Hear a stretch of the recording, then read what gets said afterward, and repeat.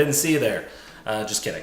It's Marv with this week's episode of Gaucho TV, and we're kicking it off with the top 5. This week, top 5 times to fill up your pantry or your freezer. Top 5 times of the year. And they are in no particular order. The first 4, Memorial Day weekend, the week leading up to, Labor Day weekend, the week leading up to, and any large holiday where there's eating involved, Easter, the week leading up to that, the week leading up to Christmas, although do you really want to even be in a store the week leading up to Christmas? And 4th of July weekend, that's your first 4. Basically, any large eating holiday where you get a chance to stock up on snack goods, stuff that'll hold for a few months in your pantry, stuff that you can freeze. Bread freezes really well.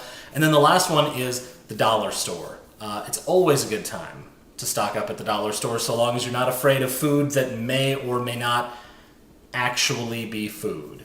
Or novelty-shaped macaroni and cheese that just happens to be in the shape of cartoon characters that have been off the air for years. It's my Ghostbusters Slimer macaroni and cheese. Was that 1987?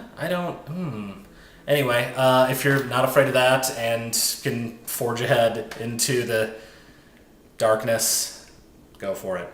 Anyway, that's it for this week's Top 5. Now on with more Gaucho TV. Hey Gauchos, it's Marv coming at you live from the Gaucho Test Kitchens, which are also known as my kitchen.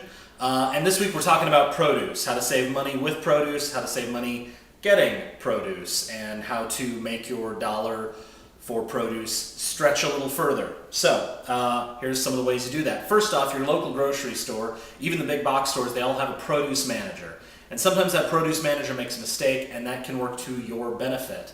What do I mean? Well, if they over-order something, then check your Sunday or your Wednesday circular and find out what they got deals on. Sometimes you'll find amazing deals on fresh fruit, particularly like the expensive berries are always really expensive. Raspberries, blueberries, blackberries, you're going to pay a huge premium for those. If they over-order, particularly at the big box stores, you can pick those up on the super cheap. Another thing to do is to buy in season.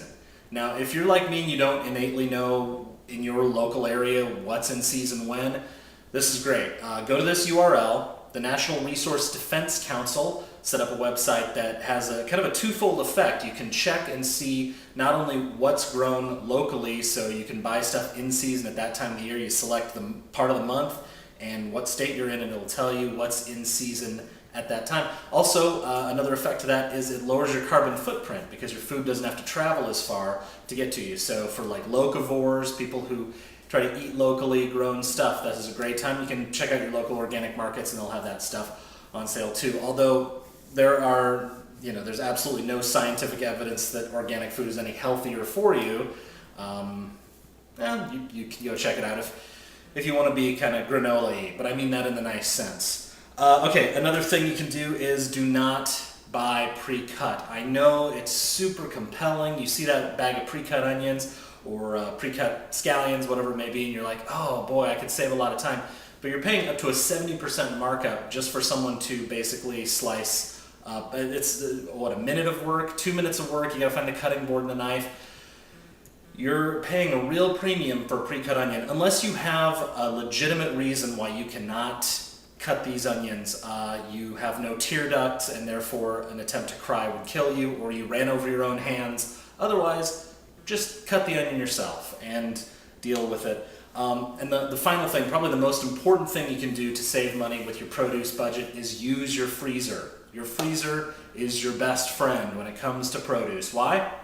Well, freezing versus canning or storing it by some other method, dehydrating, freezing is the best way to maintain the peak nutrient value of produce and be able to use it throughout the year. Most veggies and fruit will keep in the freezer for up to, I believe, 8 to 12 months. And Wise Geek, at this address, you can go check it out, has some tips on freezing fruit. So you got, the dead of winter, you can be making fruit smoothies or reactivating that fruit for desserts, fresh desserts with berries, light summer desserts in the middle of winter. How nice is that? It's real nice. Now vegetables, kind of a different story. They don't keep as well in the freezer, but you can do it. And you can even pre-cook and pre-portion stuff out and freeze it. Either way, if you don't have a freezer, you don't have freezer space, make space in your freezer or pick up a small freezer from your local, whatever, Sears, JCPenney, and use it because it is a great way to save money. It will pay for itself in the long run. That's about it for this week's episode of Gaucho TV, but tune in next time. I know I've kept promising that I'm going to be reviewing the Gaucho iPhone app that's coming up, and I got big announcements to go along with that. And if you have any suggestions for future episodes of Gaucho TV, leave them in the comments. Let me know, and check out the other stuff on the Gaucho blog. Until next time, I'm Marv saying I will see you right here on Gaucho TV.